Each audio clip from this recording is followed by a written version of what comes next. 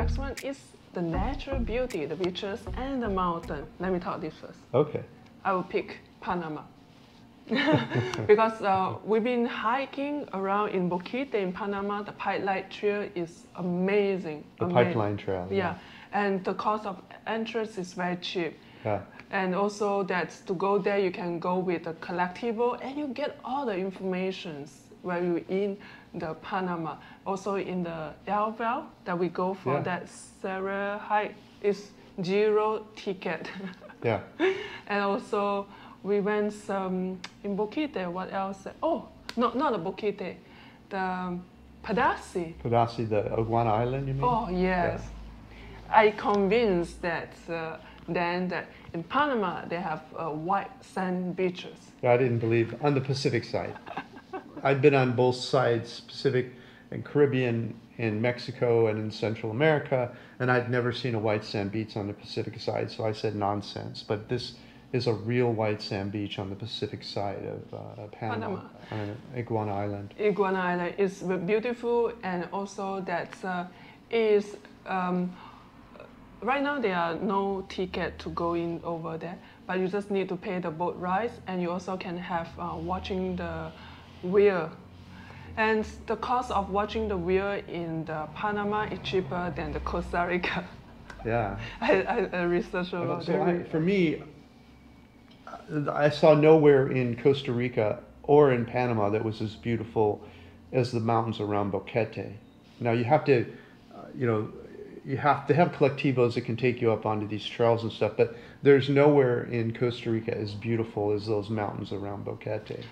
I didn't see it if there is. They say that... And they say that Costa Rica is the most beautiful in Central America. Yeah. I beg to differ, and we were there, we spent months. So, and it's also true, Costa Rica has nothing approaching that white sand beach we saw on the Pacific side.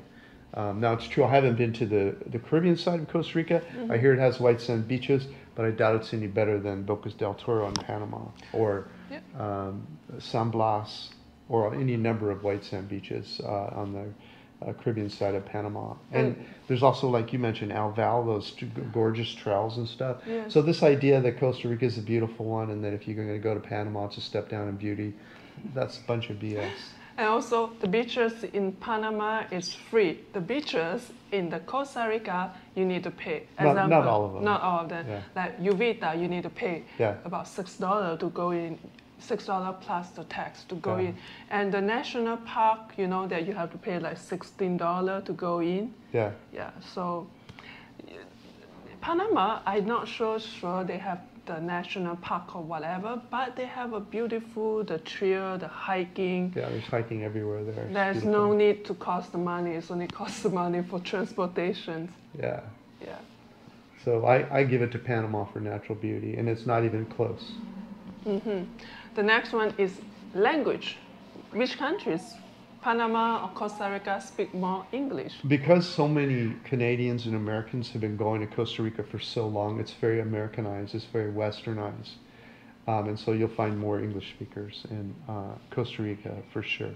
Yes, also, and one thing, I think they also, Costa Rica government, they put more money on the healthcare and their study education. So Costa Rica people know where is Malaysia from. Where is Malaysia? Because one of time that when they know where it's located. Located of Malaysia. They know Malaysia is from Asia. So you're saying Costa Ricans have higher educations, or at least geography? At least geography. Yeah. Because when we in the 𝐕𝐵TA, when we go to the grocery shopping center, and the cashier, he speaks very good English, and he asked me where I'm from, and I say Malaysia, and he said yes, I know Malaysia, because actually he bought a card that is made from Malaysia. That's how he knows that Malaysia. The second is when we go for the flying frog. What you call the flying frog is the flying frog is... You mean the canopy? Canopy. Canopy, you mean when you're going through the air in a row? Yeah. It's called canopy. Yeah, in Malaysia we call flying frog. Oh, okay, yeah. Flying frog. I haven't heard that. Yeah, and the person in charge that he also know where is Malaysia. He know. Yeah, and actually, I think Costa Ricans in general are more world aware because there's so many people that go there. It's really pumped up in social media, and they spend a lot of money on advertising, and so there's more people from all over the world that go to Costa Rica. Panama has some visitors, but it's more of a commercial country because of the Panama Canal. It just doesn't get the same number of tourists. So that might be why they know more about the world in Costa Rica. Because I think Panama has one of the higher per capita incomes in Latin America, and therefore also has very high education levels. So I think the language barrier, though, is still there because they don't have to speak English every day to make money because they're not dealing with tourism as much. So. Yeah, but the thing is, if you're in the big city of the Panama, most of them they really speak English. Yeah, you know. True. Yes. But in Costa Rica, it's like almost everywhere. Yes. Okay. The next one is the grocery. Both grocery, I would say they have a decent grocery store to buying the normal stuff. Don't asking for very high or a lot of choices. For me, they are almost the same choices. Only one thing is alcohol is more expensive in the Costa Rica, especially the wine. It's double price than the Panama. Way more, yeah. Way more.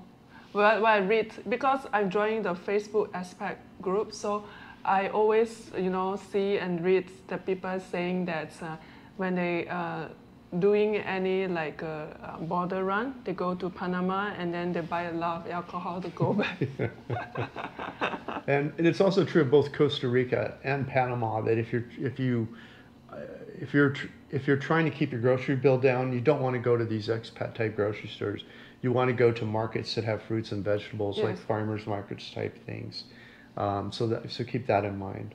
And so, but if you go to the farmer market, I would say Costa Rica win because they have more choices of the leaf. They eat more vegetable. They are in their food. That again, that's catering to all of the people from Europe and the U.S. and Canada that are used to eating more greens in their diet and less traditional Latin dishes. And so, the farmers markets have not only more choice, but also a little bit higher prices, I think, because the people there can afford to buy it. Yes, more higher price. Yeah. The next one is the food. The food in Panama and the food in the Costa Rica. I would say Panama have more choices of the food. They have more traditional local food in Panama more than the Costa Rica. Absolutely. In both small towns and large towns, they have more choices of their local cuisine, and they have better prices in Panama. And Costa Rica does have a lot of local choices, but only like around San Jose, or if you know where to go in small towns. The locals are eating in those places. And what do they call in Costa Rica? There's sodas? Soda. Yeah. The shop is called Soda. Yeah. And their food is called casado. Casado is a grilled chicken, pork, or vegetable with the side of the rice, the bean, the salads. Right. And in Panama, they have a different kind of their shop is called Fonda. Fonda, yeah. Fonda in the Panama, and it's the local food. It's a local food. Their choices is more over there, and better prices. Better prices. Like in the Boca de Toro, I can find something in the street food next to the grocery store. I can buy 2 pieces of chicken and 1 of their bread. I can't remember what they call.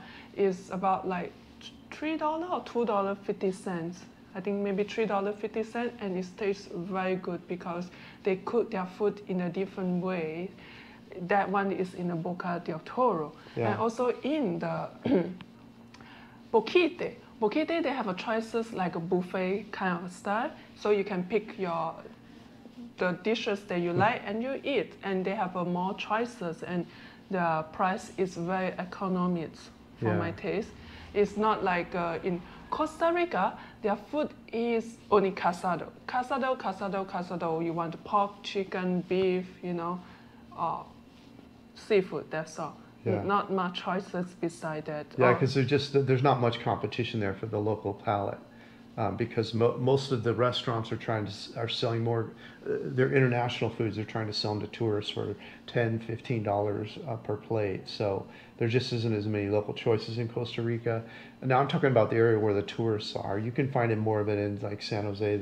The central market there has some great food for cheap. Yeah. If you in the neighborhood, there's not much of no tourists. Yeah. Like the neighborhood we stay in San Jose, you can find it's only 1,000 colones. It's about like $1.50 a breakfast. Wow, this is really good.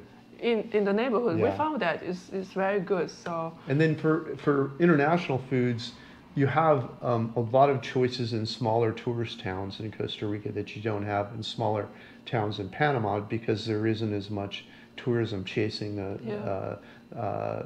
much money chasing those foreign foods, whatever, Italian, Greek, you name them. But in Panama City, they have everything there. Yeah. And so it has great international foods in Panama City, and some of the prices are right, especially like in some of the Chinese restaurants are a little better than maybe say Italian food or some of the other internationals. But because of the tourism in Costa Rica, you have lots of international choices in the tourist areas, but it's really expensive. Yeah. Starting like $10, $12 per entree and on up. Whereas in the Panama City, even you have those same international choices, and they might start a little lower, even as low as $7, $8, $9. I would say that the food. If you're talking about local food, I would say Panama win. But if talking about international food, I will choose Costa Rica. But bring your wallet with you. I have a very good Japanese ramens in the Costa Rica. It's so good. There's a lot of sophisticated palate has moved to Costa Rica, and they're not short on money, so they can afford to afford to pay for all this stuff. I have Googled that the international food choices in Panama City and Costa Rica, San Jose City, Costa Rica wins. They have a lot of different choices for international foods. Yeah. Yes. Okay, the next one is the last one, friendliness. Friendliness. I'll let you start. I'll let you start. We noticed everywhere we went in Panama, everyone has what I'll call a more Latin American introduction, is that when they just see people walking down the street, I'll stick with buses for now. When you get on a bus, everyone on the bus says Buenos dias, or Buenas noches, Buenas tardes, as they walk by you to get on the bus. Yes. It's very polite. Even in Collectivo, everywhere. Everywhere, yeah, they're very polite people in Panama. And we also catch up this habit, like when we go to the bus, that time we will say to Buenos dias or